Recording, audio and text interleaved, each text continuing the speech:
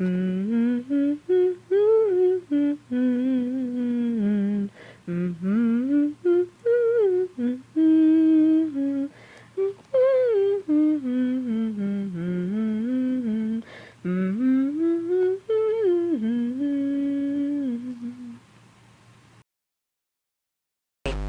But stop. talking on the phone. Maybe I am just a conceptual painter. Chapter 33. A few days later, he brought into her studio one of C's paintings. She complimented it, a small, abstract composition, not ugly, better at least than anything by François J.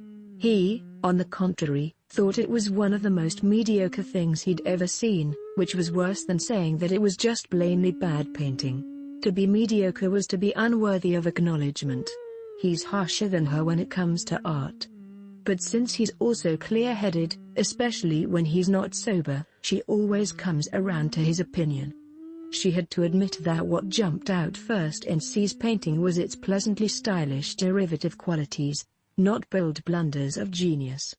Of course, pleasantly and stylish were not positives. But she rose to the absent girl's defense. Novels and paintings follow whichever recipe is convenient at the moment.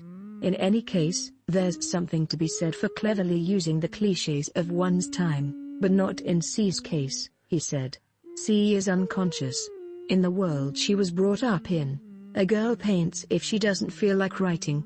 And she paints exactly like that. C is totally incapable of cleverness. She doesn't even know how to live. She's lost in the simplest things. She is afraid of everything. He told her how the painting, regardless of its other qualities, was what had provoked the crisis between B and C.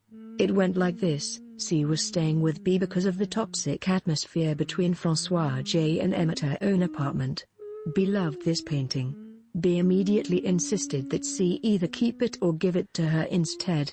In a desperate reaction, C had taken back her books and wasn't sleeping in the attic anymore. Then, suddenly, François J was mad at C too. So she didn't want to go back to her place anymore, where B, on the other hand, was always hanging out now. Most likely talking a lot of shit to François J about C's immoral behavior. The painting, in the meantime, had wound up in the hands of G, who had delivered it to S at her studio. And such was how the two of them wound up in their present condition, standing in front of it judging its worthiness. Well, I don't want this trauma. We've got it in cotton poplin. We've got it in cotton poplin. We've got it in cotton poplin. We've got it in cotton poplin. We've got it in cotton poplin. We've got it in cotton poplin. We've got it in cotton poplin.